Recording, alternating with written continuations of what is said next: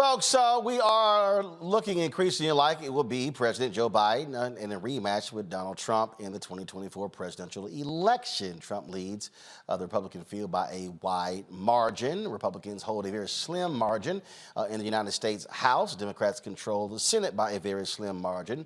And my next guest used to be advisor for the presidential campaign of Senator Bernie Sanders, also fundraiser for Biden. And he says the Democrat Party's progressive ideology has shifted from the needs of the average American, and that the Republican Party is better for working men and women. He wrote a column in the Daily Caller, a conservative website founded by Tucker Carlson, where he explained his position. And so it looks like we about to bring him up in a second. I'm just going to just show you here. So in the column, this is what he says. I've been a loyal Democrat for as long as I can remember.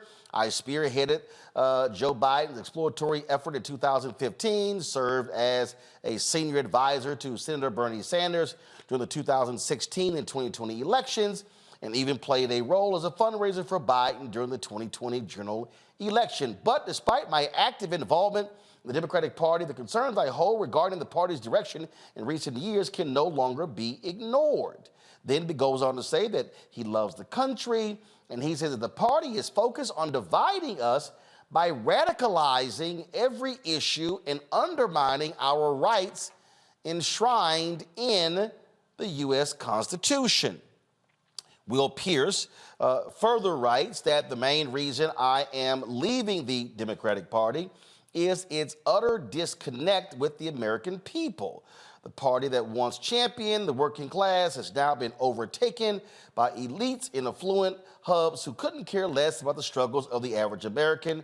This shift has left many Americans, including myself, unheard and feeling like an afterthought of the Democratic Party. All right, Will Pierce joins us right now. Okay, Will, so you say here that the party is focused on dividing us by radicalizing every issue and undermining our rights enshrined in the Constitution.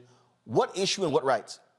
Well, overall, Roland, this is the thing. I'm a populist, and that's why I'm supported, and that's why I decided to change the party. When I supported Senator Sanders, that was the main message why I supported. But if you look at the Democratic Party now, it has moved a lot further than where it was about 20, 30 years ago. Certain issues that I care about personally, I'm a new further. I care about school choice. I want to be able to choose where my kid goes to school, not the government. On top of that, if you look at right now at some of the social issues, especially in the Democratic Party, it's either you're with us or against us. I view politics as a game of petition. You have to get to 50% plus one. You have to be able to build and unite as a country, as a people, and as a party. Okay, so you mentioned school choice.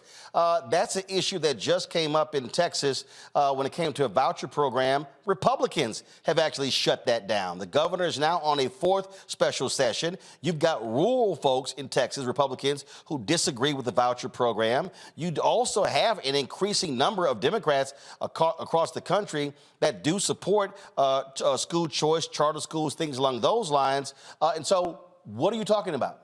Yeah, so I'm actually a Texas resident. That's one issue. I disagree with the Republican Party overall. But if you look at certain municipalities, if you look at what's going on in D.C., when I lived in D.C., school choice, that was not an option. If you look at different communities and you look at the Democratic Party overall, especially with the labor movement, they've been pushing that down. School choice, what? School choice? This is the thing, Roland. Will, hold up. You said school choice. You said school choice. Will, you said school choice wasn't an option in D.C.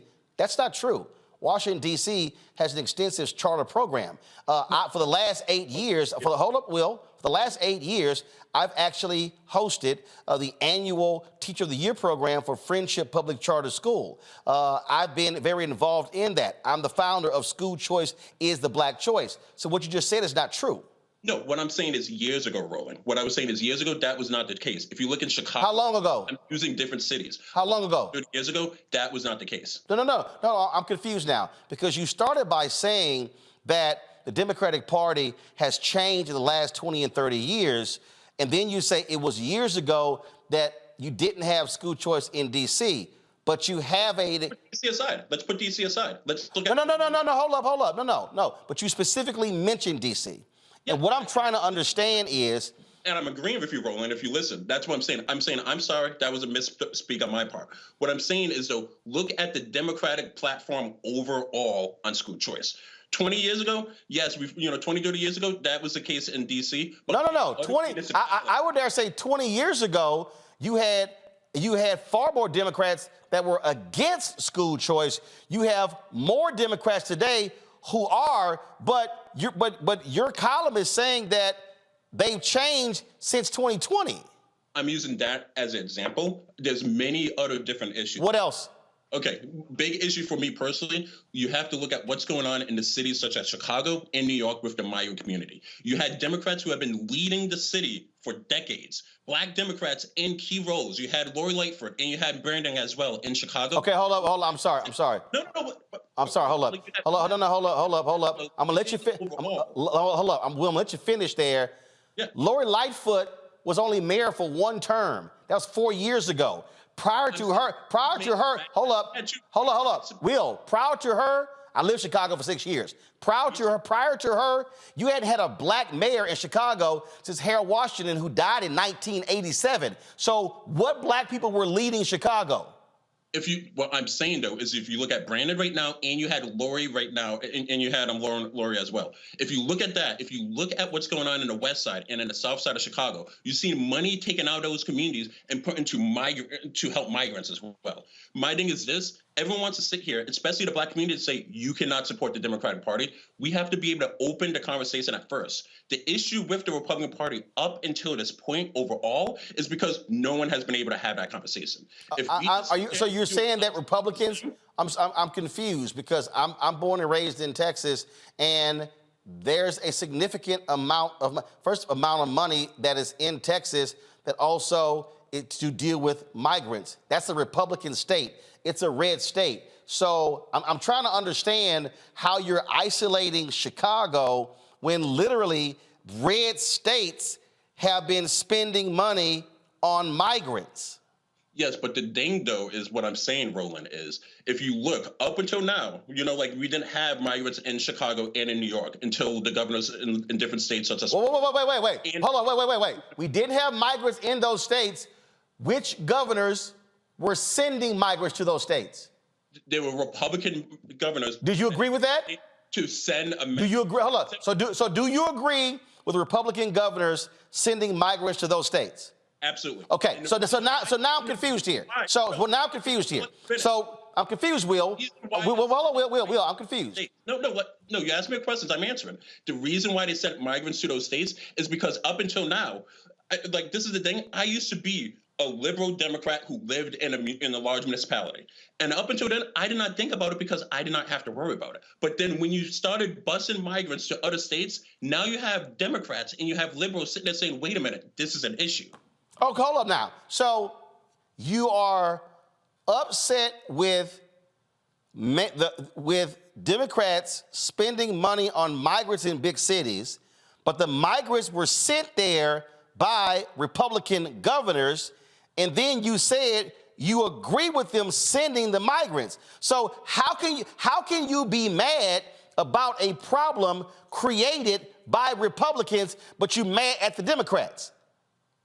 Because I could be upset because of working with Republicans to solve an issue at the border. The Republican governors need to sit there overall and say, "Hey, we're trying to resolve." No. Will.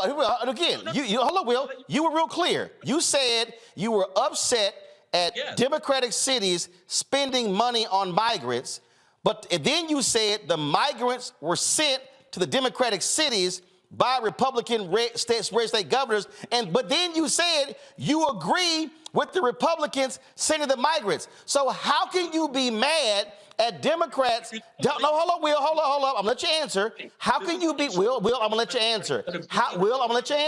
How can you be mad at Democrats for, Will, I'm gonna let you finish. How can you be mad at Democrats for spending resources on a migrant problem that was created by Republican governors? Are you done, Roland? Yes, that's the end of a question. Okay, so like I was saying before, up until then, the Democratic Party, they have not been worrying overall about this issue. So now when you have migrants going into a Democratic area, when long ago the Republicans were saying, hey, let's worry about this issue.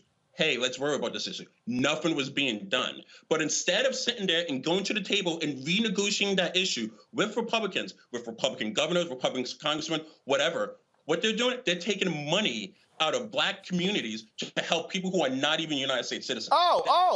Okay. So here we go. So are you saying, let me just real clear here.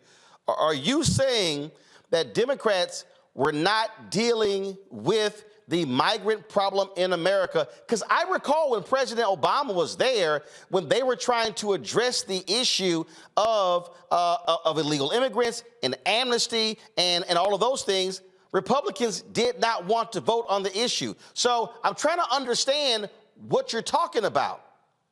This is the thing, Roland. One press conference, that's so nice. No, hold on. That wasn't a press conference. That was actually, do you want me to pull the vote up? Here, Roland, I was there, and I can tell you, one press conference, that's nice, but this is the thing. Come to the table, have a conversation. So wait, hold up. Are you actually saying that when you were standing with Sanders, that Democrats were not coming to the table? What I'm saying is that, no, they were not coming to the table, and that's why I left the Democratic Party overall. Okay. What they want to do is everyone just wants to point figures instead of sit down at the table and have a conversation. But you actually had efforts. As a people right now. But you actually had efforts. You say yourself that we're too polarized. No, you actually had efforts to do that. But I still show me where right now Republicans control the House. Show me where the Republicans right now are sitting at the table with Democrats to solve the problem. I can give you a perfect example right now. Go ahead. Okay, yeah. I'm probably going to get interrupted, but the thing is, overall, I joined the Republican Party to start that conversation. No. You're not in Congress. You're not in Congress. You're not in the House. So please, Will, let me know right now. I want to know specifically who on the Republican side is trying to sit down with Democrats to have the conversation you say that needs to be had. Tell me this. Who on the Democratic side? No. You're not answering my question. You're answering my question with a question. Give me an answer. Say that. No, but that's my point exactly. We cannot have the conversation. We actually can. I'm asking you, who right now that you are aware of that's Republican who is trying to have a conversation with Democrats on this issue right now? Yeah, and you're missing the point. The Democrats are not able to have the conversation as well. We both have to come to the table, and instead, it's us versus them. You even said it as well. Oh my God! The country is too polarized, and if you just gonna... No. Actually, I gave first of all, I didn't say I never said the country is too polarizing. What I said was I gave the facts in terms of narrow majorities. Here's what I want to understand, because again, so you said radicalizing every issue, undermining our rights grounded in the Constitution. You then went on to say that a disconnect with the American people, the party that once championed the working class. So how are Republicans championing the working class? Overall, and this is the thing, I'm a populist. That's why I supported Bernie Sanders early on. Can you give me specific legislative examples where Republicans are advancing policy issues that affect the working class? I'm not going to give you examples. What I'm going to say. Why can't you give me examples? You literally said, go to my iPad. Democrats are not doing it. Hold on, go to my iPad. How the Democrats go to my iPad. You literally wrote, the main reason I am leaving the Democratic Party is its utter disconnect with the American people. The party that once championed the working class has now been overtaken by elites and affluent hubs who couldn't care less. So explain. So let me ask you this question. When Congress took a vote on raising the minimum wage, who voted for it, who voted against it? This is what I'm saying. I'm asking you a question. Democrats are losing the middle class. I'm asking you a question. Do you believe that raising the minimum wage has a direct impact on the working class? It increases inflation. It does? Yes, it does. Hold up. You literally, wait, hold up. Wait a minute. Excuse me. You literally have, I specifically talked to Reverend Dr. William J. Barber today. You have Nobel winners in economics that have actually disputed that. You literally showed that if you raise that, you're talking about lifting some 50 million people. So I'm confused here. You say, wait a minute, you say that Democrats are disconnected, but we're talking about, so you're against raising the minimum wage?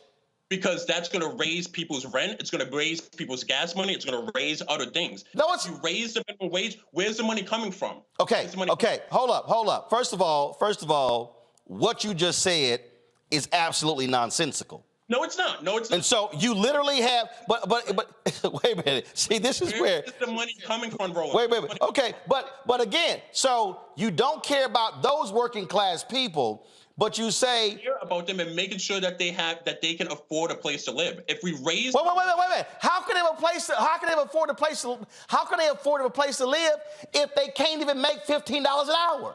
Okay, can I answer this, or are you going to? Oh, please go ahead. Okay, so this is the thing overall. When you keep raising the minimum wage, you're raising costs as well. And when you raise costs instead of sitting there and addressing the root problem, what's going to happen is right now rent is around $3,000 in some places. You're going to have it up to $5,000. Hold up.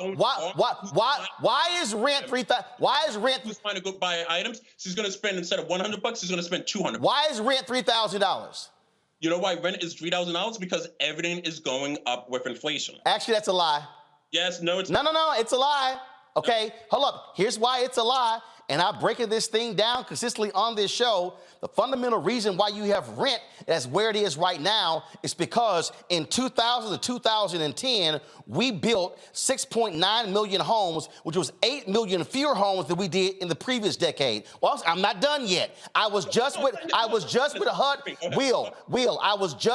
Secretary Marsha Fudge on Tuesday at the Global Hope Forum in Atlanta. You have fewer homes that are also being built between 2010 2020 and fewer homes in this decade. Why were fewer homes being built? Because of the home foreclosure crisis in 2008. And so then what you also have, you had banks in this country that held onto those toxic assets. We bailed them out. They then sold the homes in blocks of 25,000 to private equity, and they are now holding, and they're now the ones who don't want to sell the homes. They're now renting. And so that's why you have a housing crisis, because you have a significant demand. You have fewer number of homes, and that's why, Will, for the past 5 years, my phone gets blown up every single week with text messages and voicemails from people wanting to buy my Dallas County home in cash, which was purchased in 1999 for $122,000, that today has a valuation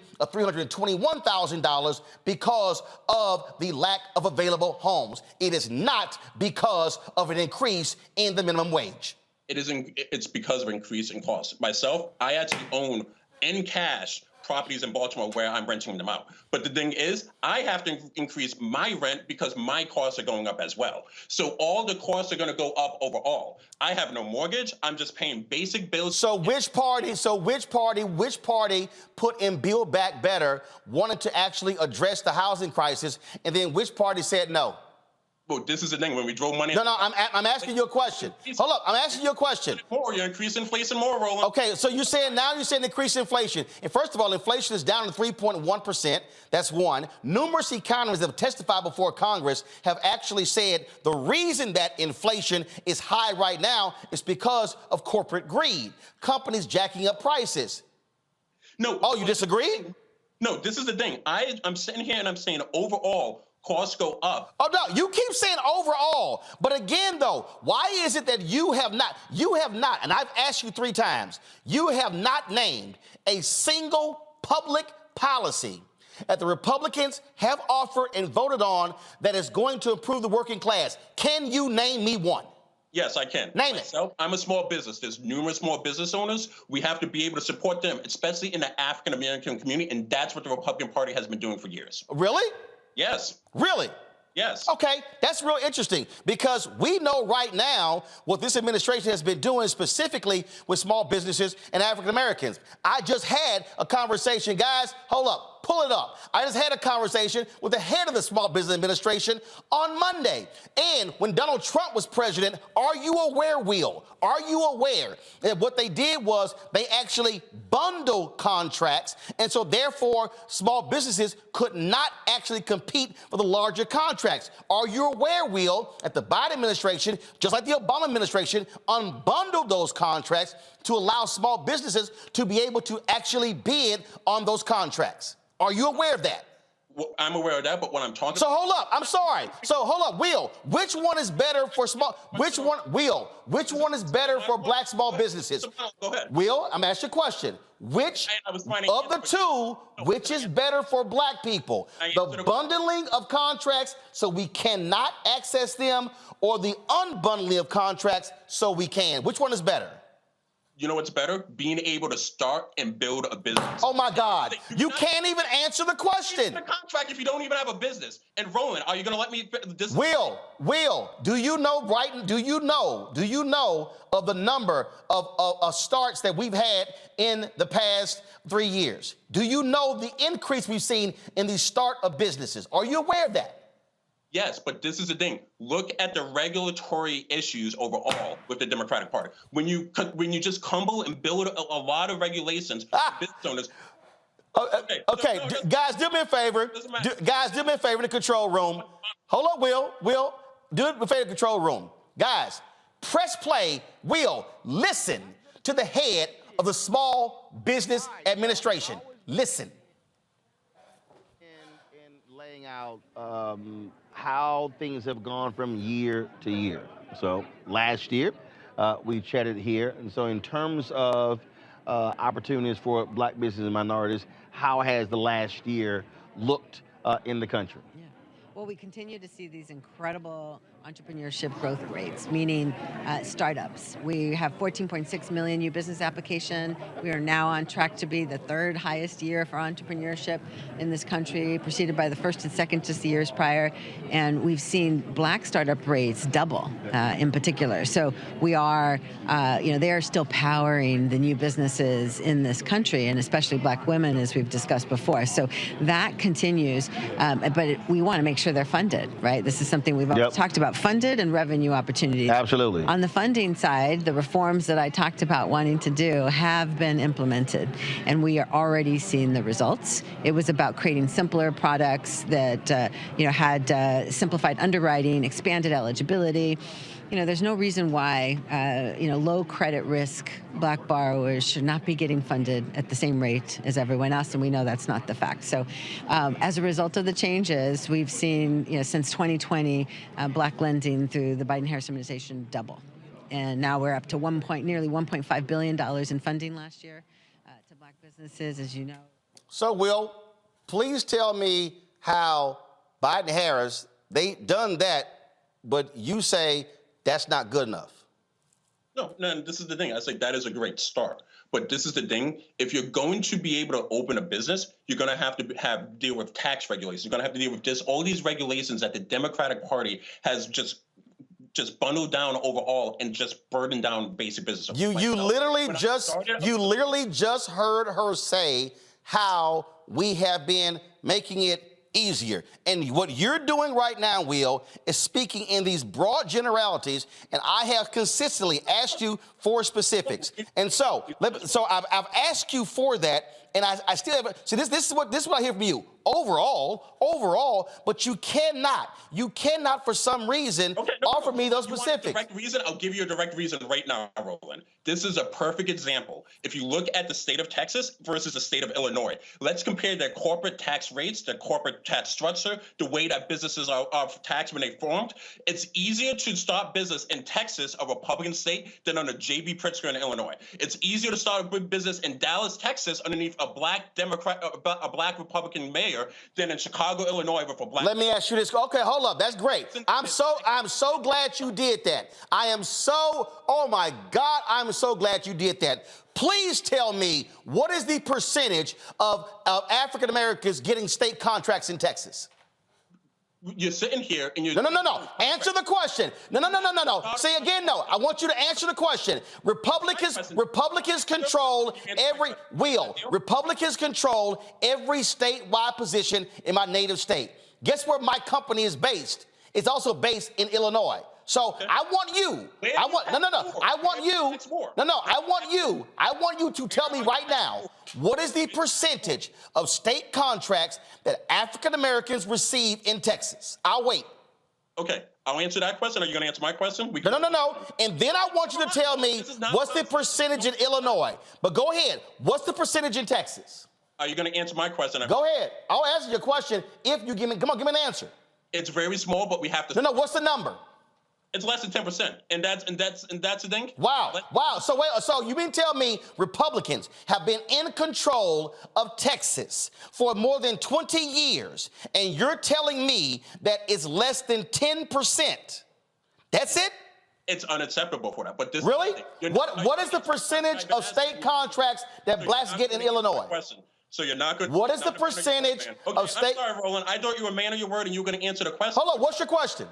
The question I asked is, where are you taxed more? Are you taxed more in Illinois underneath a Democrat or Texas? Guess what, Will? Guess what? If I can't get a damn contract, it don't matter what the tax rate is. But guess what? If I have a better chance of getting contracts in Illinois than Texas, well, guess what? I'm going to go to Illinois. I will gladly pay a tax in Illinois if I'm actually getting contracts. You literally can't even explain it. Because I do not have a government contract, I'm not going to do it. No. I'm asking you. Here's the deal, though. See, this is where you compare apples to apples, oranges to oranges. You brought up Texas. You brought up Illinois. You brought up red versus blue. Republicans have controlled Texas for more than 20 years, all statewide offices. Democrats control Illinois. I'm asking again, of the two states, Texas and Illinois, which of those two states is better for African-American entrepreneurs? Texas. You a lie. Over Texas. You a lie. You a lie. And the reason you a lie is because again, Will, let me explain. Will, do you own a business? Why did I move to Texas? Will, do you own a business? Because of taxes. Do you own a business, Will? Yes, I do. Okay, so let me ask you a question. So if I own a business and I don't get contracts, what's my tax rate? There's other places. Will, I'm asking you a question. If I own a business and I don't get any contracts, am I paying a tax? Am I paying a large business tax rate? Why are you just getting government contracts? That's a okay. No. Because here's the deal, though. No. You're the one. You're the one. That we can only go after government. Because guess what, Will? Because guess what? Here's what I know, Will. Per capita, African Americans in the United States largely do better when it comes to government contracts, federal, state, county, city, school district, than what happens in corporate America. I know for a fact, Will, that African Americans, if you look at what, Will, I'm sorry. See, Will, here's the deal, Will. This is what happens, Will, when you decide to have a debate and you don't bring any facts whatsoever. You're talking about a tax rate. You're talking about a tax rate. Sit down and accept your higher tax. You're talking about a tax rate of multiple states, and I'm telling you, you got one state over here that isn't doing it. Let me ask you this question. Let me ask you this question here. So again, I still want to hear, because see, first of all, what happens in Texas and Illinois, those are state issues. I'm also talking federal. I still want to know, can you still name me what are Republicans in Congress? What are they advancing for the working class that's better than Democrats? I want to talk about state issues. That's my question. No, I'm asking. No. Hold up. I can talk state issues, but I'm asking you a question. I'm sorry. Will, you're the one who was an advisor for Senator Bernie Sanders' presidential campaign. You're the one who raised money for President Joe Biden's presidential campaign. So I'm having a conversation about federal level because that's what you did. So I'm asking you again. This is the thing. I worked in state. I worked in local. Oh, so now it's about the states. Okay, this was what's interesting here. You talked about the states. I saw it here where you said something in here. First of all, where you said that you mentioned the Democratic Party shift towards identity politics. So are you saying the Republican Party doesn't do identity politics? This is what I'm saying. When I'm sitting here and like I respect everyone can have their own opinion. No, I'm asking you a question. No, I'm saying the issue that overall right now with the Democratic Party, with the identity politics has gone too far. The Republican Party doesn't do identity politics? More about someone's gender identity. Does the Republican Party do identity politics? They do not. They don't? Not as bad. What? They don't? Let me ask you this question. What's the Southern strategy? This is the thing. What I'm asking you a question. Will, what is the Southern strategy? What's the Southern strategy, Will? Are you going to let me answer the question? What's the Southern strategy? If you sit there and if my son is learning about someone's gender identity instead of STEM, that is a major issue. Will. See, this is, again, Will, the Southern strategy was literally a strategy implemented by the Republican Party to target white voters and not black folks. That's identity politics. Will, are you also aware? Will. See, no, Will, because see, Will. Let's talk about Eisenhower. No, Will. I'm gonna tell you about last year. The Republican Party consistently targets white evangelicals, identity politics. They consistently target white men, identity politics. Let me ask you this, you were in politics, right? What's a soccer mom? Well, I'm sitting here. Will, what's a soccer mom? Soccer mom, middle-aged white lady. Okay, is that identity politics? That is, but what's a NASCAR dad? Will, I'm asking you a question. What's a NASCAR dad? You know how you begin to. What's a NASCAR dad, Will? A NASCAR dad is just a southern middle-aged man similar to a soccer mom. No, that's where you're wrong. A NASCAR. Will, I'm gonna tell you as somebody who's actually been the NASCAR races. A NASCAR dad is considered a conservative white male. So So when you say Democrats identity politics, what I'm explaining to you, Will, that all of politics is identity politics. All of politics actually separates people in groups. You literally all over our country. That's the issue overall with our country. Oh my God. That's the issue with our country. Will, let me ask you a question. You said the weaponization of race and gender identity for partisan political purposes does a significant disservice to Dr. Martin Luther King Jr.'s legacy as a detriment to us all. Let me ask you this question. If Dr. King was alive today, and if you looked at his agenda, which party aligns with Dr. King's agenda of fighting militarism, racism, and poverty? Which one? Republicans or Democrats?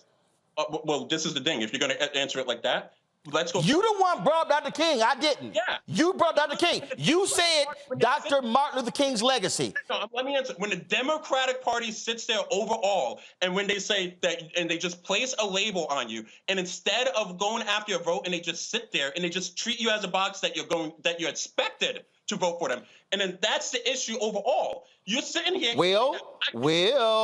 Democrats. You said the weaponization of race and gender identity for partisan political purposes does a significant disservice to Dr. Martin Luther King Jr.'s legacy. I'm asking you, if we are having a conversation, because you invoked Dr. King, I didn't. If we are having a conversation about Dr. King's legacy, one of the most fundamental things he fought for folks who were in poverty. He fought against the military-industrial complex. He fought against racism. I'm asking you this question. Will, I'm going to ask you this question. Does the Republican Party on the local, the county, the state, and the federal level, does the Republican Party's agenda align with Dr. King more than the Democratic Party? Yes, it does. You out your damn mind. Will, write that. Will, you are a flat out. Answer. How? Answer. This is the thing. Look overall. Myself, I served overseas. I'm against what's the war right now in Kiev. We are sending people overseas underneath the Democrats. Really? Who is supporting? Who wants the federal budget to almost be $900 billion for the military? Who's advocating for that? There's this guy. His name is Joe Biden. Oh, he is? Yes. Are Republicans doing that? This is the thing. We have to stop. Are Republicans doing that? Did you serve overseas, Roland? Who? First of all, Roland? I haven't served anywhere, but I'm a taxpayer. But guess what? I'm a taxpayer, and I get to speak on this. Let me ask you this question. In the last budget battle, in the last budget battle, administration and how they're treating.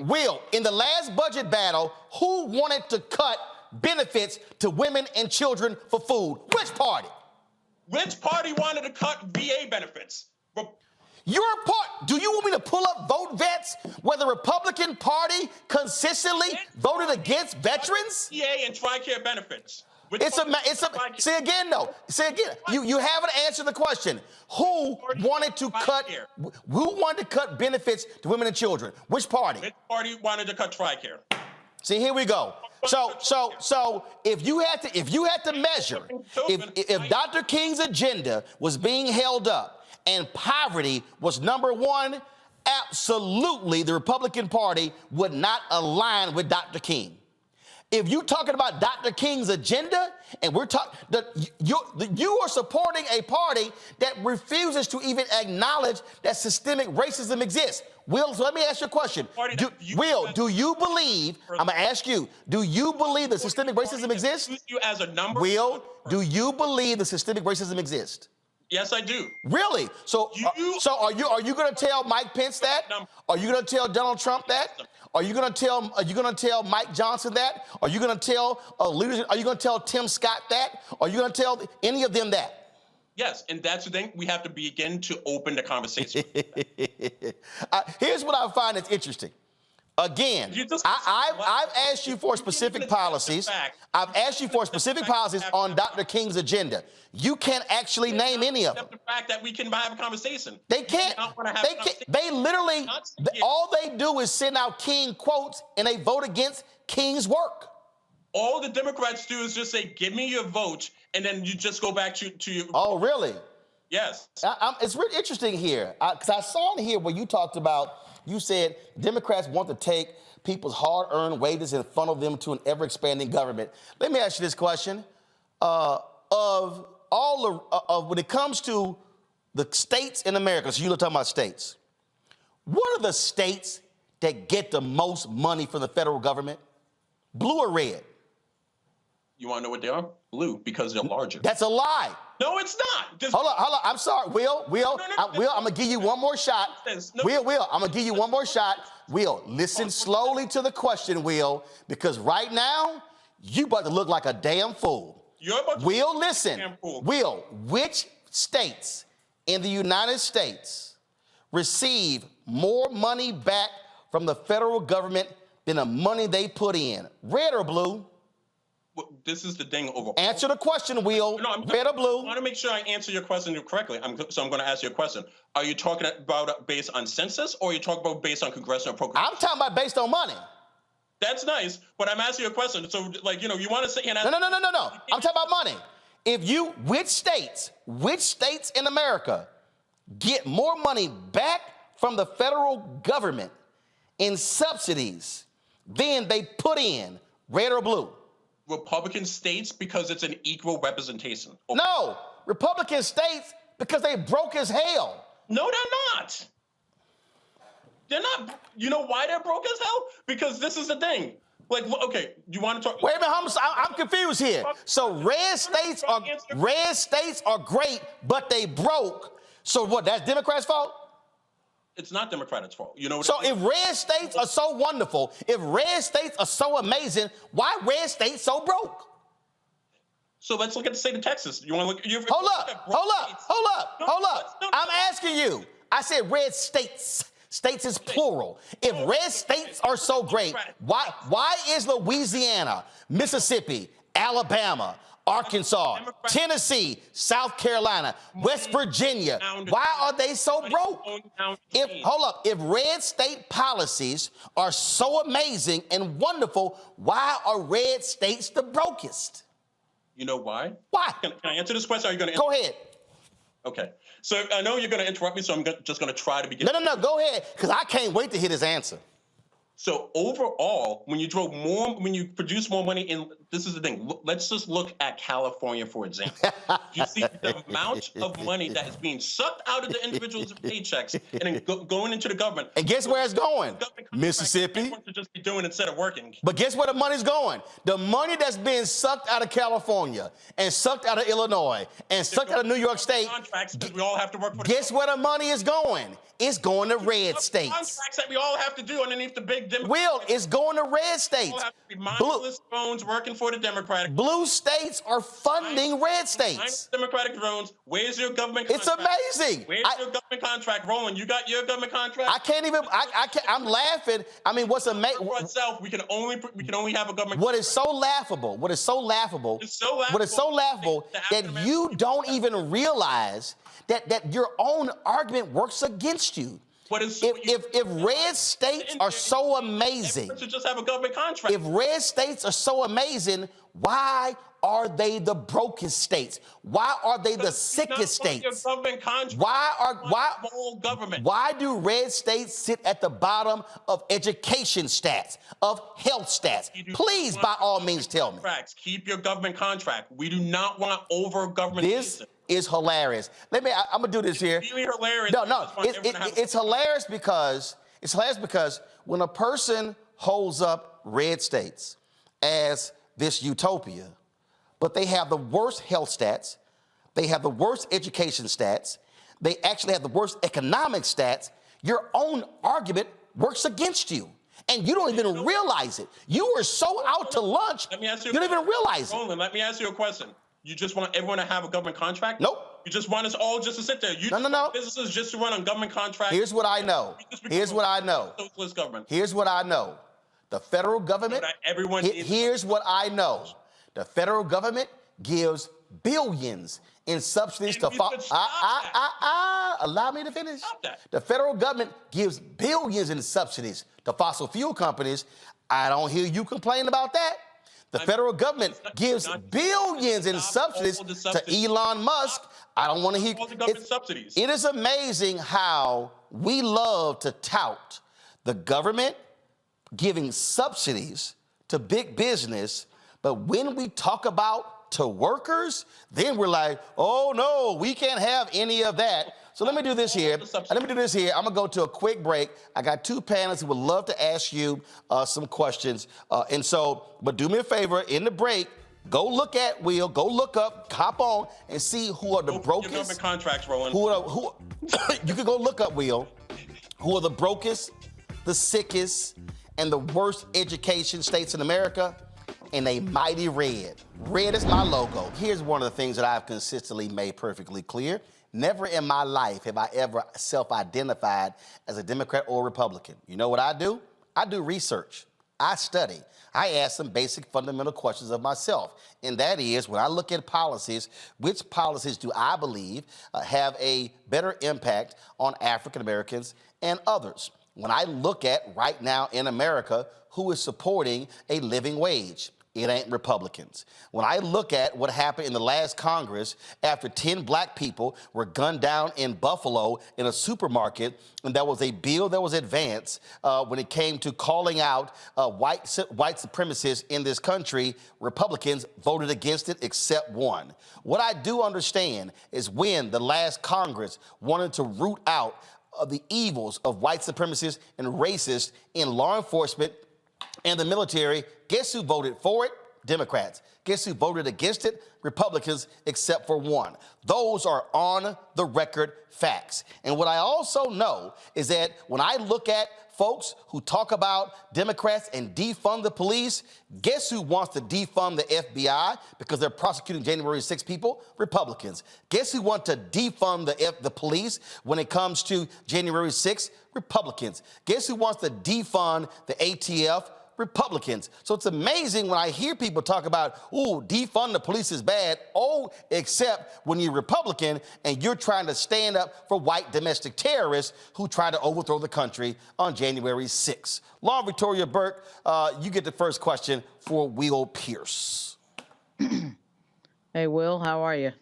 Good, how are you doing? I actually, in covering Congress and working in Congress, what I find with Republicans in the last, I would say maybe about 10 years or so, is that they really don't talk about policy anymore. And certainly in the Trump era, they don't really talk about policy anymore. We just saw this week Republicans in the House doing a showpiece, really, an impeachment of President Biden. I mean, those are the types of things that they do. And I just want to wonder, I'm really actually curious why you think the Republicans are so much better when you don't see the types of policies that you say you care about, which, of course, are the ones that are practical policies. I would think that poverty would be one, high housing costs would be one. I don't see Republicans talking about that. I see you talking about it, but I don't see Republicans in Congress talking about those types of things. So I'm at a loss as to what is so attractive to you about this modern Republican Party? This is not the Republican Party of Ronald Reagan. It's not the Republican Party of even George W. Bush. It's the Republican Party of Donald Trump. And so what is attractive about that exactly? Lord, my thing is just overall, both parties on the Democratic and Republican side, they're not attractive overall. We have to sit here and we have to rebuild the parties overall. If you look, though, at the policies of the Democratic Party, they've just gone way too far, in my opinion. You used to be able to have in the Democratic Party sections, like the Blue Dogs, progressives, this, that, the other thing. It's now just a belief of it's either you have to be 100% with us or you're against us. If you look at the Republicans, though, they do have some segments, they do have a large Trump contingency, I do agree with that. But you do have other segments and you have other groups, and you do have the party trying to rebuild itself, rebrand itself after the Trump war. No, you don't. Democratic side, it's not going on. No, you don't. You literally have a party that's either standing with Trump or you're DOA. Right now, you have Republicans that have won purple districts that Biden won, who are like, yeah, we're going to vote for the impeachment inquiry, but we don't know we're going to vote for impeachment because they got Trump shouting that out there. What you just said is just nonsense. If you actually had to compare the two parties, the fundamental, some will say, and I believe it's actually a blessing, but it also occurs when you're trying to get stuff passed, the Democratic Party is actually a much more broader party, a much more bigger tent than Republicans. Republicans are either right or far right. You do not have any liberal Republicans. You have very few moderate Republicans. On the Democratic side, you've got center-right Democrats, you've got center-left progressives, far-left liberals, and you got socialists. You do not have that level of diversity on the Republican Party, not even close. Look what happened with Joe Manchin. Right there. If you're saying that, this is the case, look at Joe Manchin. He was your moderate Democrat, as you said. No, he wasn't. But you need to leave the party as well. No. Joe Manchin is not running because he's scared to lose. He is scared. Joe Manchin is leaving. Joe Manchin is retiring for the same reason Jeff Flake retired. President. You and I both know that. He's running for president. Dude, no, first of all, Joe Manchin ain't running for president because all of his business dealings are going to come public if he runs for president. Hey, Will, let's be real clear here, Will. Joe Manchin ain't running for senator because he's going to get his ass kicked by Governor Jim Justice. No. And the same reason why Republican Jeff Flake chose not to run, the same reason why Republican Bob Corker chose not to run in Tennessee, because they did not want to lose to a MAGA Republican. Greg, go with your question. Thank you, Roland. Brother Pierce, all the policy differences have been laid out to anybody listening with discerning ear. And I have to congratulate you on fully embracing the Republican Party approach now, gaslighting, just simply saying what you want. But you mentioned that you're a populist. Did I hear that right? Yes. Okay. I'm just going to ask a couple of very quick lightning round questions, if you don't mind. Do you believe that all citizens in the United States of America should have the right to and exercise the right to vote? Yes. Do you believe that people should, that birthright citizenship should continue to exist and not be revoked? Yes. Do you believe in organized labor? No. Okay. Why not? I don't believe in organized labor because it's just gotten too large and it doesn't just represent the everyday man. Instead, they just have to sit there and it's just like not a boss for them overall. If you look at myself, I used to be a union member. It's just gotten too large, and instead of looking for the little man, they're looking for the organizational role. I see. Well, all right, then we can stick to voting rights and birthright citizenships. You do know that the policies you just embraced are in direct contradiction or contravention to the current Republican Party ideology. No. Well, you can shake your head. Let me not get into that. No. We can agree to disagree, man. Yeah.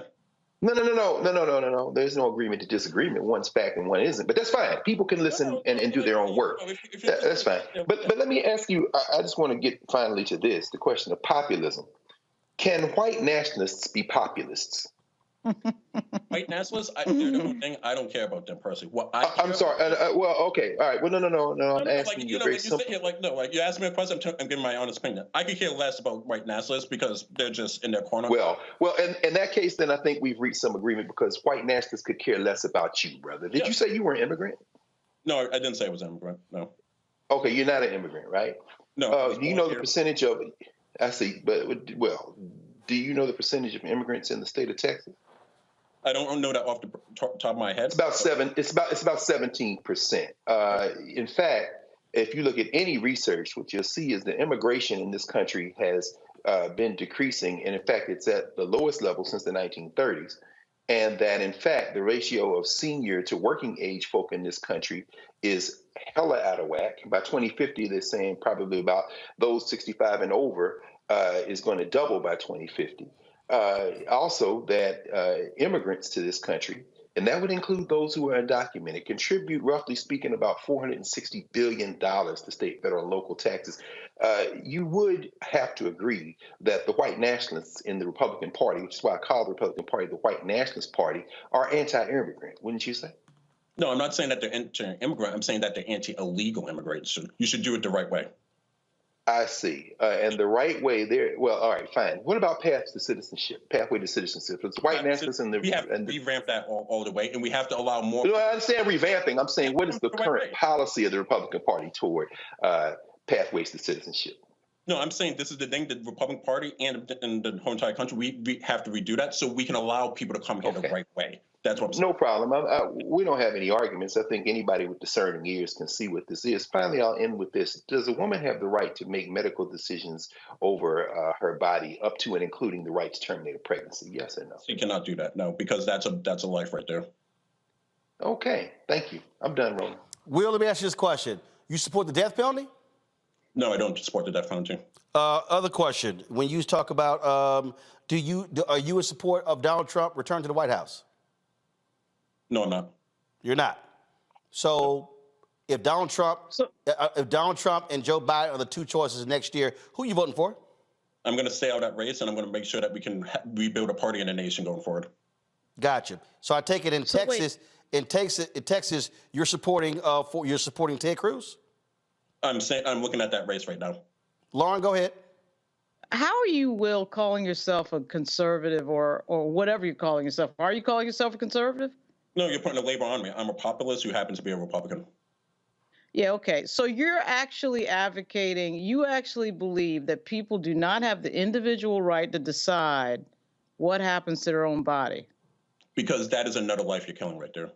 Right. So let's say in the case of, so you're doing this without exceptions or with exceptions, rape and incest? Exceptions for rape and incest, but I believe personally, everyone's belief, I respect that, but I believe personally, like just according to the Bible and everything, you do not have the right. Oh, yeah, so the Bible. Tell me what business is it of yours if two people get pregnant? No, it's not my business, but you know what?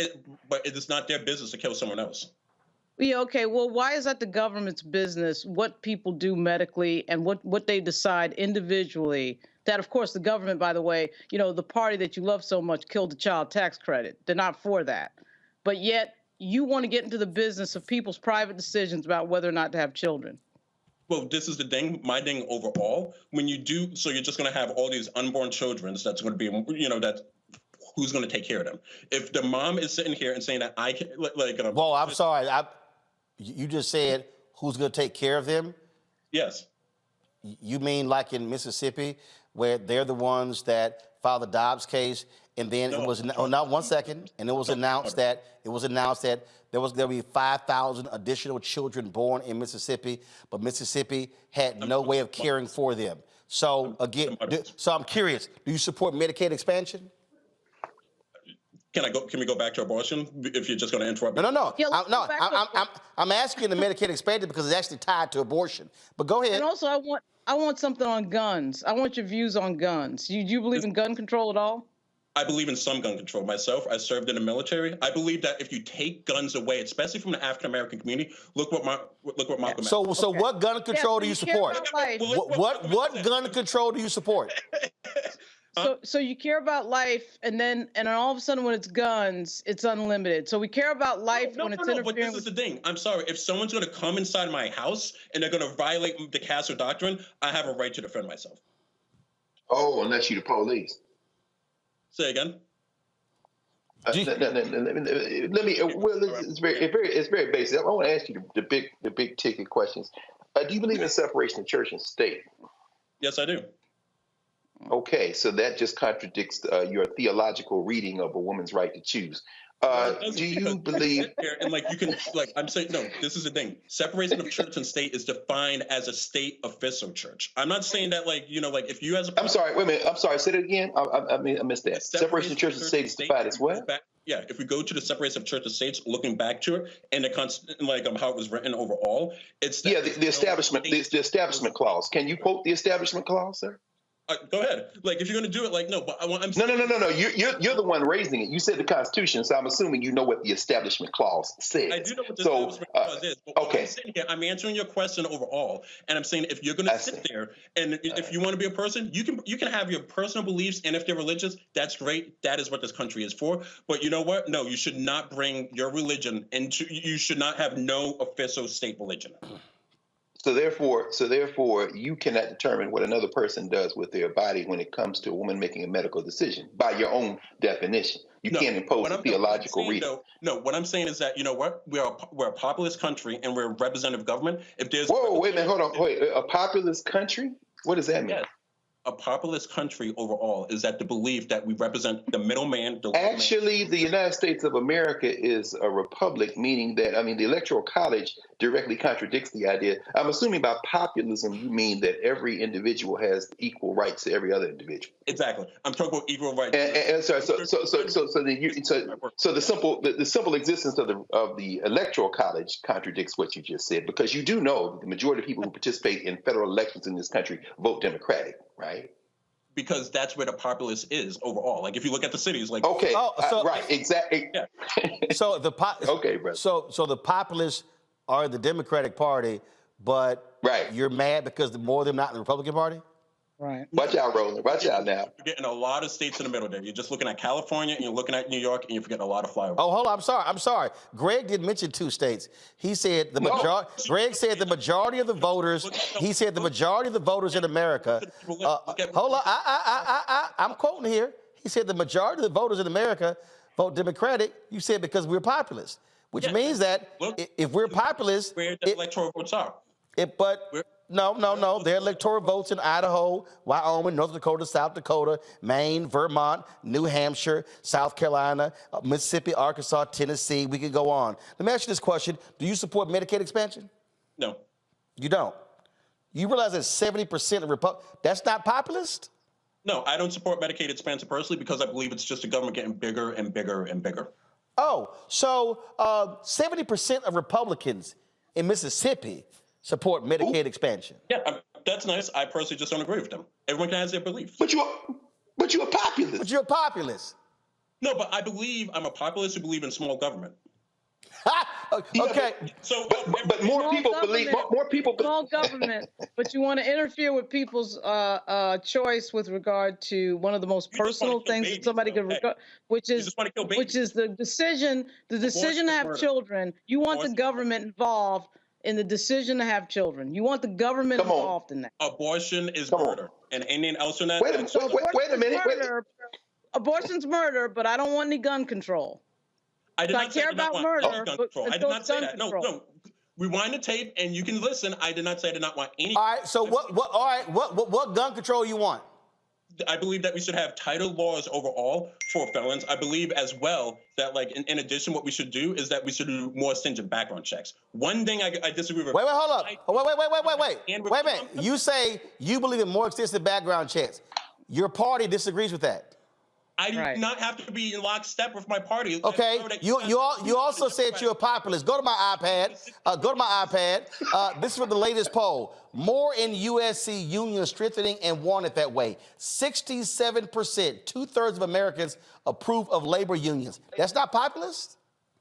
That's not, because the unions are getting too big. Look at like AFT. Look at SEIU. You have these. So you don't. These unions where you have nurses who are being told you have to listen to the union. So you don't mind?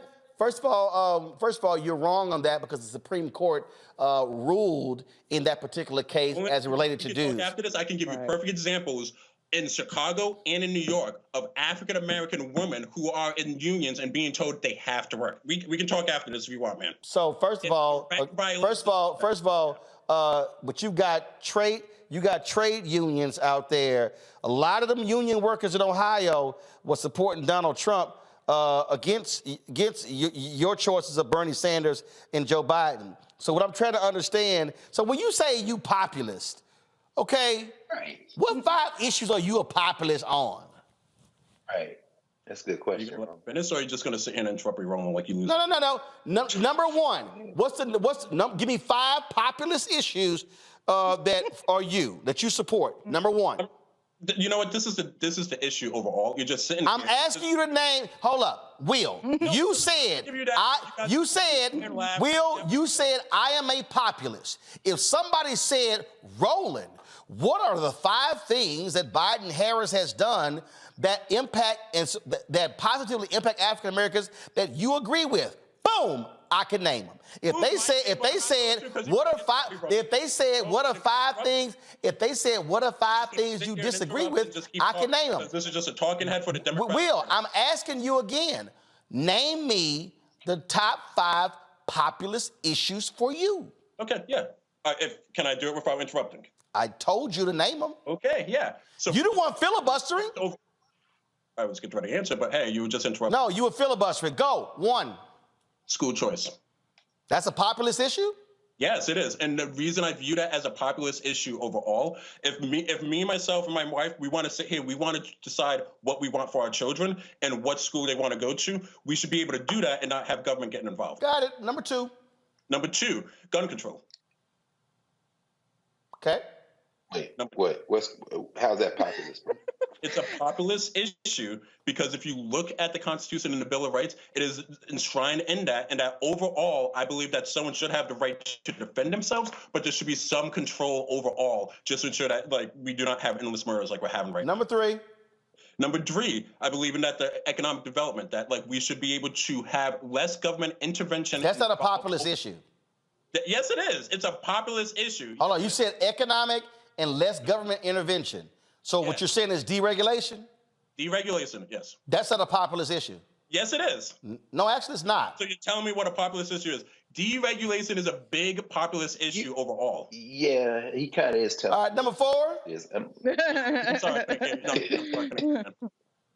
Number 4. Okay. No, I was actually talking to Number 4.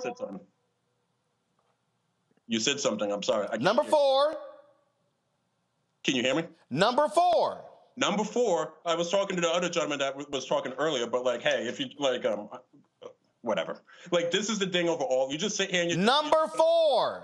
No, like, this is the thing. Dude, I asked for 5. If you're a populist, you should have 5 issues. You've only named 3, and one of the.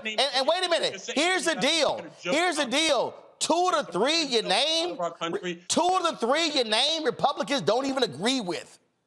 Okay. Right. Yes. Okay. So you're saying that no Democrats, no Republicans can have different issues. No, I'm asking you this question. You're saying everyone has. I'm asking you to simply name me 2 more. Will, can you name me 2? Will, are you telling me you only have 3 populist issues? I'm saying those are my 3 most important issues. Okay. So number 1 is school choice. Yes. Okay. Number 2 is gun control. Yes. Number 3 is economic development, what you call / deregulation. Yes, and the reason why that number 3, like I can see you guys looking like that, but when I opened my business, there was so much. Okay, you guys are just gonna laugh. Like Yes, we're laughing. We're laughing because we're laughing because you call yourself a populist, but you're against Medicaid expansion, highly popular. You're against unions, highly popular. You're against a woman's right to choose, highly popular. But then you go, oh, school choices, highly popular. Guns, highly popular. And then as a populist, you're advocating that you left the Democratic Party for the Republican Party, who ain't populist. No, what I'm saying overall, and if you bother to read, You love that word overall. read the op-ed. You love that word overall. I read your op-ed. Thank you for proving my point, Roland. I read your op-ed, and your op-ed is full of a whole bunch of fluff, and it ain't much meat. You're just gonna be a machine. You guys are just machines. Nope. You just sit there, and you even sit there and say you have to agree with the party 100%. No, I didn't. No, I didn't. Nobody said that. No, not one person said that, Will. Will, first of all, Will, here's where you just lied. No. Here's where you just lied. You just lied. I literally said, You're lying. I literally said,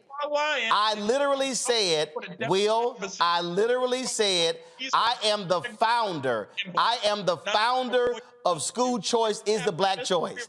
I have debated numerous progressives and Democrats nationally. Will, not all you're doing is just running your mouth making up stuff, Will. You just sit there. No, because this is the thing. You cannot even sit here and embrace the fact that there are black Republicans that you can have. Oh, hold on, brother Will. Can I ask you a quick question? Just a quick question. Hey, Will, you actually said, I don't understand black Republicans. Will, can you pick up this phone right now and call the last several black Republican cabinet members? Yes, I can. Well, guess what? I can too. I can pick up this phone and call Republicans, and I guarantee you right now, if the Republican Party had a black Republican event, hell, more of them would know me before they know your ass. Okay, cool. Well, I guarantee you that. I can guarantee you that. You can call them. Hey, we can do it any day. Will, what's your stance on organized police labor, also known as police unions, pro or con? I disagree with that 100%. So you're against police unions? Yes. Okay, very good. Very good. That's good to know. Are you in support of the George Floyd Justice and Policing Act? I believe overall what happened with George Floyd is terrible. No, that's not what I asked you. I didn't ask about George Floyd's death. I didn't ask about George Floyd's death. I do not agree with the Republican Party with what happened with George Floyd completely. So you support the fact that Democrats in the House passed the George Floyd Justice and Policing Act, and you disagree that Republicans were against it in the House and the Senate? And yes, because you can have disagreement with your parties, unlike in a Democratic party. Got it. So let's be real clear here. So you want black people to support the Republican Party because that's really because you said you left. But you are against. I'm not saying that everyone has to do what I'm saying. No, hold on. No. I just want to be, Will, I just want to be clear here. Words in my mouth. Will, I want to be clear here.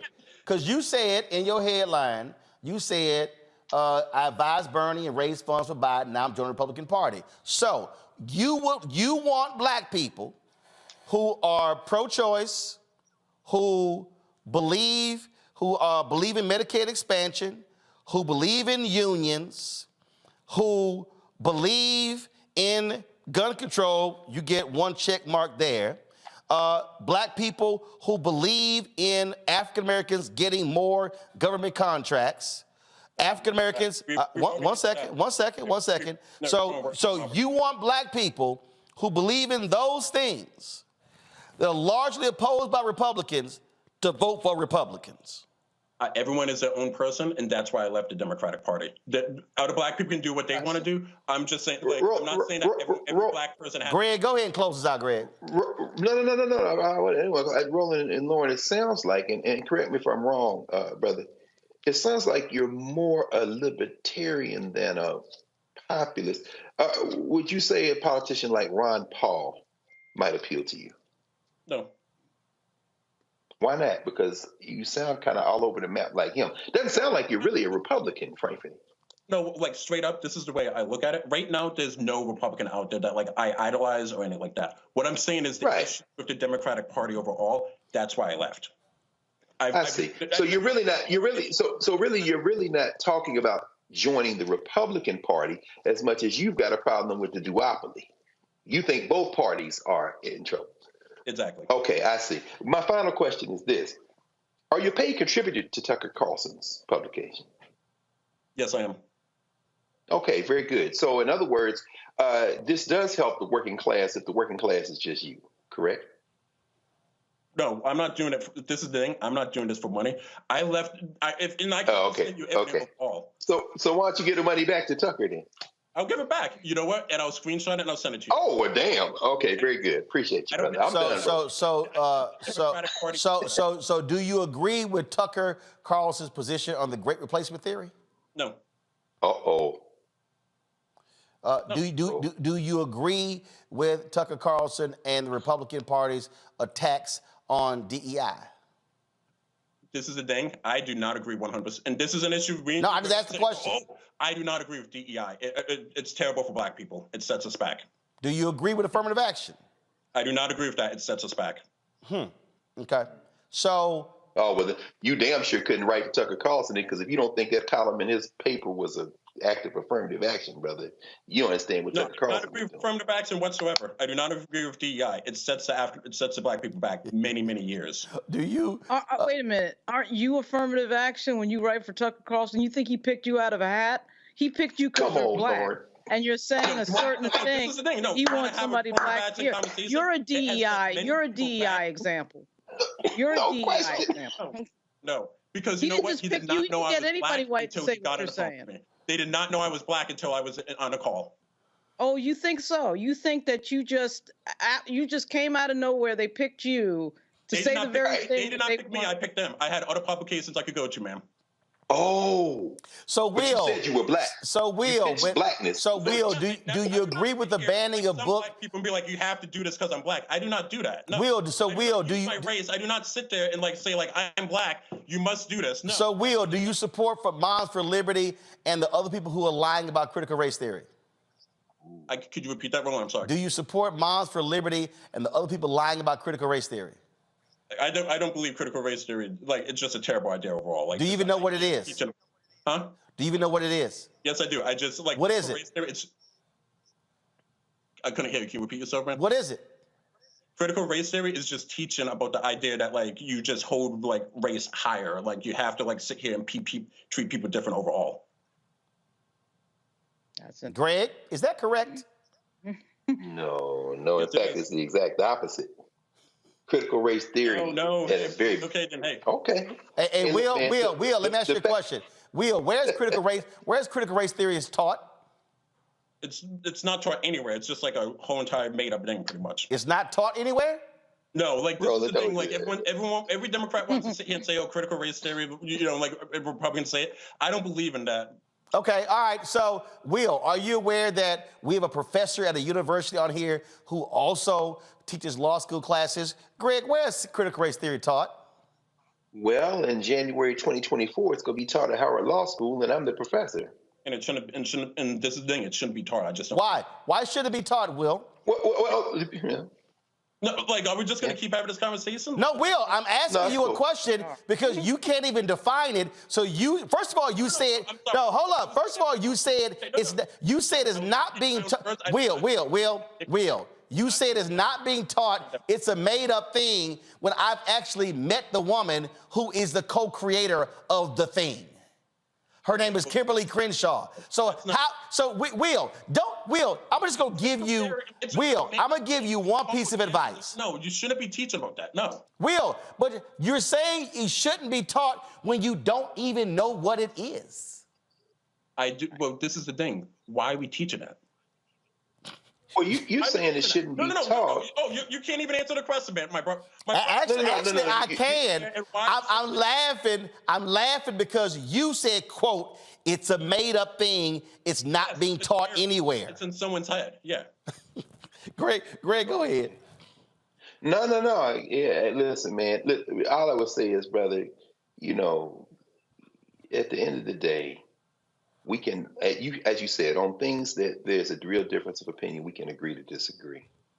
At moments tonight, it seems that you would like to impose your will on the majority of people in this country. And in that respect, you very much sound like a Republican. In other moments, you seem to want to defend very fiercely our individual rights. In that respect, you probably don't sound like a Republican. But at the end of the day, I think, you know, the fact that you published this piece in a journal of, in a publication of a self-avowed American nationalist at a minimum, and as Roland said, when you're dealing with great replacement theory, a white nationalist, it seems to me that regardless of your opinions, which, you know, can vary, as all of ours vary, you seem to be playing a very useful role for some people who would prefer if all four of us didn't exist. Certainly not in the United States. And for that, well, I mean, you can agree or disagree, or you can look at the facts. Well, I mean, you can disagree, and I'm not going to argue with you because there's knowledge by fact, there's knowledge by opinion, and then there's knowledge by reason. There's knowledge by faith. You can't argue people's faith. What people believe is what they believe. Some people believe George Washington is the father of America. That's fine. You can't really argue opinion. Some people are of the opinion that Donald J. Trump is somehow qualified to be any form of electoral politician, and that's fine. But you can't argue knowledge by fact, brother. And the simple fact of the matter is that when you march through the streets of Charlottesville, Virginia, saying Jews will not replace us and run over people in traffic, including white women like Heather Heyer, when you say that Mexicans are rapists and they're bringing drugs and crime, when you say that black people are somehow less intelligent than other human beings, you are a racist, brother. And in electoral politics and the duopoly you mentioned, which we all have problems with, the Republican Party has become not only the home of the white nationalists in this country in electoral politics, they have worked very hard to suppress the type of populism you say you believe in. So ultimately, the party has suppressed so much as well. You have to say that. Okay. Well, listen. That's why I left. I don't. Again, it seems that we is kind of reaching the Democratic Party is just. Well, it seems 100%, and that's the unacceptable thing. It seems that we have reached a moment when you say you've left the Republican Party. You seem to fairly clearly establish that you're not really in the Republican Party either. And so then the question becomes, and you can disagree with your party. Oh, I see. Well, at the end of the day, I think that we're North Korea. At the end of the day, if you have to agree one with your party and you cannot disagree with them, then we're North Korea. Then we're just a communist or a socialist state at that point. Well, I must say here, I do get a kick out of reading you saying how the elites indulge in the luxury of private jets and utilize taxpayer funds for personal gain. I take it you talking about Clarence Thomas right there and all them luxury jet rides with the rich billionaires, huh? And I'm talking about John Kerry going around the country. So you're not talking about Clarence Thomas? I'm sorry, and saying that we have to do carbon emissions while he flies his private. So you don't mind those billionaire Republicans flying and giving free trips to Clarence Thomas? I have an issue with that, but hey, do you enjoy John Kerry flying around the country and saying, hey, you have to cut back, but I can fly on my private jet? No, I actually believe that you can make the same statement and not fly. So you are against the rich billionaire Republicans, the elites in their luxury jets and luxury yachts, basically buying off conservative Supreme Court justices? I am against people like John Kerry. No, I'm asking you a question. No, I'm asking a specific question. As I say, hey, Will, I'm asking you. Will, I already got your. Will, I already got your answer on John Kerry. I'm asking you a specific question. Are you against the rich billionaires? Are you against the rich billionaires flying conservative Supreme Court justices on their luxury jets, giving them free stays on their luxury yachts? You're a populist, yes or no? No, I'm against that, and I'm against John Kerry. Oh, okay. World. I just want to make sure. Just want to get you on record. Well, who's more powerful, a Supreme Court justice or John Kerry? I'm saying you should not sit there as an elite and say, do as I say, not as I do. Do you guys agree with that? Or do you believe that like the elite should just tell us what to do? Yes. So who are you defining as elites? No, elite? Okay, I'm going to say it. John Kerry. Are you for John Kerry? No. Okay, that's John Kerry's one elite. Who else? You want me to name endless elites? Pete Buttigieg, the Secretary of Transportation. Who else? Telling us AOC. Who else? You want me to just this keep is naming? great. I'm just going to keep going. Who else? Yeah, keep going, brother, because whatever's not burned up yet, you're burning it up. Who else? Go ahead. The Clintons. Okay, keep going. Keep going. Hunter Biden is one too, right? Name elites. All of these people. No. Keep going. Who else? Who else? Name me more elites. Who else? Obama is sitting here. Yeah. Who else? Obama. Who else? Sure. Obama. Okay. Who else? So you're just saying it like no, but this is the No. Will. Who else? Will. Answer my question. Will. Who else? George Soros got to be in. Hey, Will. Will. Is Donald Trump an elite? Yes, he is. Nikki Haley an elite? No. She's not? No, look at her husband who served in the military. Oh. So if your husband is in the military, you're not an elite. No, you gave me an example. I'm saying no to her. Oh, isn't she on the board of directors of Boeing? Yeah, that's nice. Ooh. But did you know that they were poor for one moment and that like they were going that they? So because because she was governor and she was getting a government check, that's poor. But I thought you want to make government small. No. You're saying that there's no elites. No. I just think it's funny that you only name. I think it's funny that nobody said that. I think it's funny that you criticize elites and you only name Democratic elites and you didn't name any Republican elites. More elites. I can name more elites on the Republican side. You want me to name elites on the Republican? You have a name one? Okay, Koch brothers. So you against them? Sure. Yes, I am. Okay, but hey, Roland, you need to name. No. Hold on, keep naming. No. Keep naming. You said I can name Republican elites. First of all, hold up. Let me help you out. One of the Koch brothers is dead, so it's only one. So it's only one. So it's only one Koch brother who's still alive. So when you say Koch brothers, sorry, he been dead by 3-4 years. I'm sorry. Okay, you know what? So are there any other Republican elites? So you name 3 Democratic elites that you're against them. Shit, that ain't hard. Nancy Pelosi. Hold up, dude. I'm telling you, shit, this ain't hard at all. Nancy Pelosi is elite. Republican billionaire. Democratic billionaire. Excuse me. I need you to be quiet and listen. Nancy Pelosi is a Democrat, elite. Yep. Democratic donor Bill Ackman, who's trying to take down a Harvard president, elite. Okay, what else you want? See, I ain't run from it like you. I'm not running from it. No. What I'm saying is they're both on both sides. Just my point. Oh, but you want us. This is my final comment. But you, Will Pierce, you want us. So I gotta ask this: you're in Texas, so you support Greg Abbott? Yeah. Oh, you do? Yep. Huh? You support Dan Patrick? No. Oh, you don't support Dan Patrick? No. You support the Texas Republican Party? With people in your party. In the Republican Party. Do you support the Texas Republican Party? I put the whole entire party. No, I support people inside of the Texas Republican Party. So he's not a Republican. He's not a Republican. Yeah, okay. All right.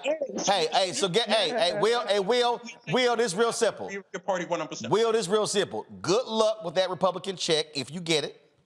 Good luck with your communist, socialist, Democratic Party where you have to agree with everything. Oh, there we go.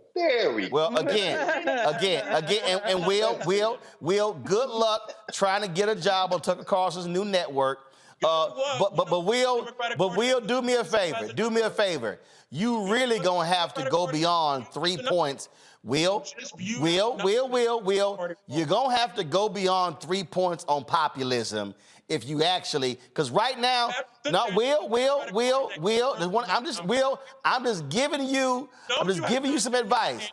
Right now, Will, you are not deeper than mustard on a hot dog. Overall. All right, Will Pierce, thanks so much. Hold up, Will. Will, which city in Texas you in? Which city you in? None of your business. Oh, you scared? It's all secret. None of your business if you're going to be like that. So you ain't got to tell nobody. You can tell women what to do with their bodies, but you can't tell nobody where you at because it's none of our business. Right. Okay. Hey, Will, it's all right. Will, it's all right. Go get your government contract. hey, Will, it's okay. Will, I used to be the city hall reporter at the Fort Worth Star-Telegram, so Will, I might see you in Fort Worth, Texas. Okay. All right. Go get your government contract. All right, Will, you go get your Republican grifting contract. Have a great one. Thanks a lot. All right, y'all. It's always fun. I'm going to close out with Greg and Lauren. It's always fun when you get to ask people questions and they literally can't even defend their own little arguments. And Greg was right. He's more libertarian than Republican.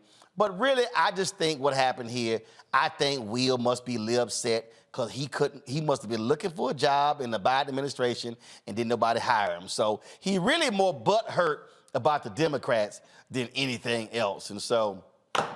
And there you go. See, y'all, it's always something fun on this show. Lauren, Greg, I appreciate y'all being on today's show. Thank you so very much. That was come on, y'all, pull them up. So that was a little fun. It's always entertaining. It's always entertaining when you see folk like Will and folk like that other boy who was on the show. And then of course Philip from Indianapolis, who I think he's still in witness protection after what happened. And so again, I'm real clear. I don't care if you. This is my thing. I know real black Republicans.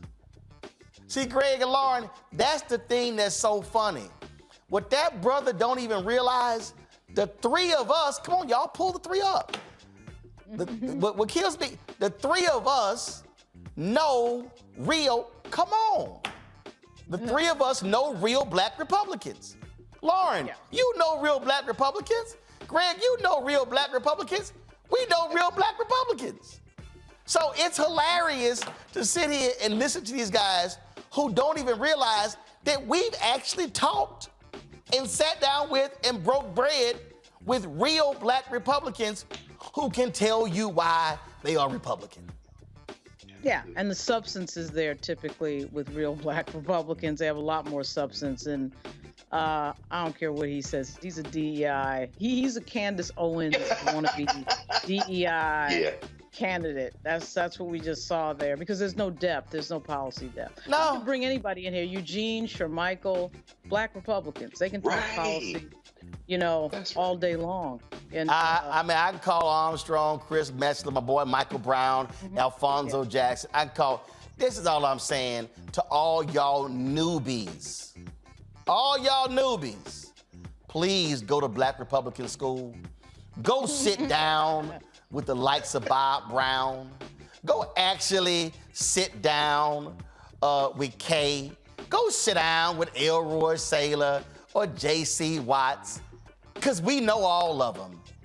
And y'all need to go to school before you get schooled.